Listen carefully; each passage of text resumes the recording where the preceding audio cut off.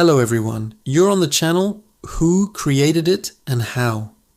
Today, we're journeying back in time to uncover a fascinating story, how our ancestors wrote in stone. It sounds tough, right? Carving messages into rock isn't exactly like typing on a keyboard. But for thousands of years, this was the most durable way to record history, laws, and epic tales. From the massive temples of ancient Egypt to the delicate seals of Mesopotamia, stone was the original hard drive, preserving stories that would have otherwise vanished. So, how exactly did they do it? What tools did they use? And what can these ancient inscriptions tell us about the people who made them? Get ready to chisel away at the past as we explore the incredible art of writing in stone. Let's start with the basics. You can't just grab any old rock and start carving. Ancient civilizations were masters of geology. They knew which stones were best for the job. For grand monuments meant to last forever, they chose hard, durable stones like granite, basalt, and diorite. Think about the Rosetta Stone. It's made of granodiorite, a tough igneous rock.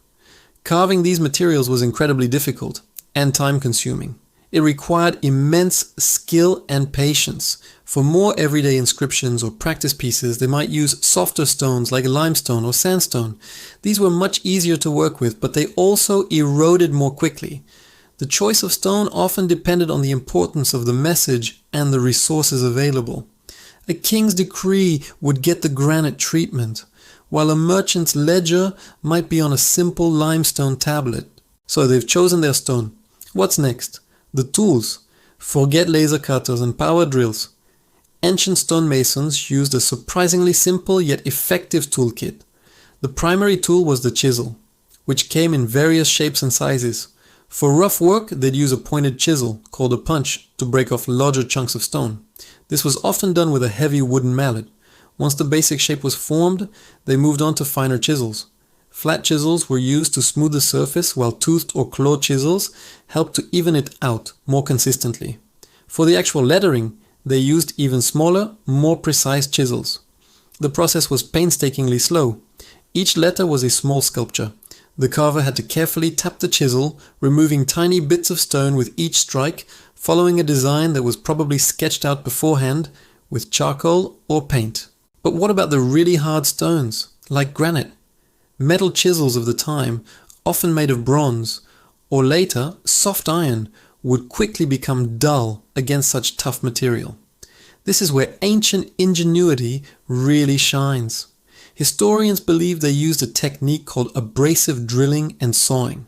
Instead of trying to cut the stone directly, they used a softer tool, like a copper saw or drill bit, combined with an abrasive powder like quartz sand. As the tool moved back and forth or rotated, the hard sand particles would grind away the stone underneath. It's like using sandpaper on wood, but on a much more epic scale.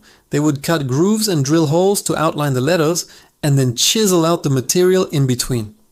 Some theories even suggest they might have used gemstones, like corundum or even diamond dust, as abrasives for the most important projects, giving them an edge in a very literal sense. Now let's talk about the different styles of stone writing. The most famous is probably Egyptian hieroglyphs. These weren't just letters, they were intricate pictures, each one a work of art. Carving these detailed images required incredible precision. Scribes would first paint the hieroglyphs onto the smoothed stone surface. Then the carvers, who were highly respected artisans, would get to work. They often used a technique called cinq relief. Instead of carving the background away to make the letters stand out, they carved the letters into the surface of the stone. This had a practical advantage. It protected the carvings from damage and created dramatic shadows under the bright Egyptian sun, making the inscriptions easy to read from a distance. You can see this style on temple walls and obelisks all across Egypt, telling stories of gods, pharaohs, and daily life. Moving over to Mesopotamia, the land between the rivers Tigris and Euphrates, we find a completely different style. Cuneiform. This is one of the earliest systems of writing. The name cuneiform actually means wedge-shaped, and that perfectly describes the script. Instead of carving, Mesopotamians typically wrote on wet clay tablets using a reed stylus. They would press the wedge-shaped tip of the stylus into the clay to make impressions. but when they needed a message to last, they turned to stone. To replicate the cuneiform look in stone, carvers had to meticulously chisel out each tiny wedge shape. Imagine the patience needed for that. Some of the most famous examples are law codes, like the Code of Hammurabi, carved into a massive black diorite stele. This ensured that the laws were permanent, public, and unchangeable. A powerful statement of authority.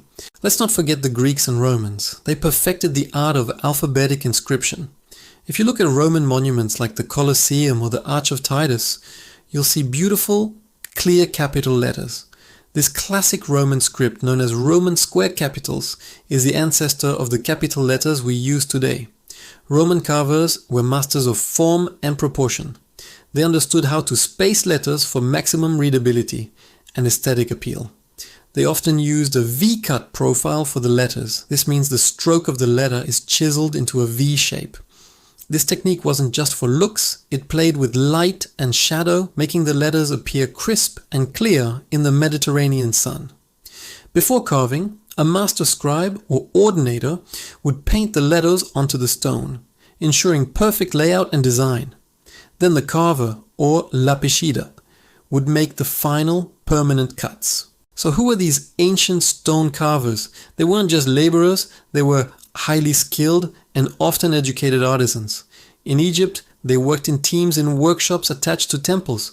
They were part of a long tradition, passing their knowledge down through generations. In the Roman world, a skilled carver could be a respected craftsman, sometimes even signing their work. These were the people who gave a physical, lasting voice to their civilizations. Their work was physically demanding and required an artist's eye. A single mistake could ruin a whole block of expensive stone, so there was no room for error. Their contribution was immense, yet they are often the unsung heroes of history. They didn't just write in stone, they built a permanent record of human thought, law, and creativity. The legacy of writing in stone is all around us. The very letters on our keyboards have their roots in the forms carved by Roman artisans. The idea of a permanent public record, like a monument or a cornerstone, comes directly from these ancient traditions. These inscriptions are time capsules. They allow us to read the laws of Hammurabi, the poetry of the Greeks, and the triumphs of Roman emperors in their own words. They provide a direct link to the past, unfiltered by centuries of retelling and translation.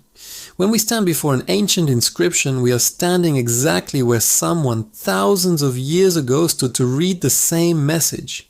It's a powerful connection to our shared human history. The stone may be cold, but the stories it tells are full of life. Next time you see an old gravestone, a monument in a park, or even the engraved name on a building, take a moment to appreciate it. You're looking at the modern descendant of an ancient art form that is fundamental to how we remember our past. The tools and techniques have changed, but the basic human desire to leave a lasting mark, to tell our story to future generations, remains the same. From the first scratchings on a cave wall to the majestic columns of Rome, writing in stone is the ultimate proof that words have the power to outlast empires. Thank you so much for joining us on this journey into the past. I hope you found it as fascinating as I did. If you enjoyed learning about how our ancestors wrote in stone, please hit that like button and subscribe to Who Created It and How. Don't forget to ring the bell so you won't miss our next exploration into the amazing history of creation and ingenuity. We've got so many more stories to uncover together. Thanks for watching and see you in the next video.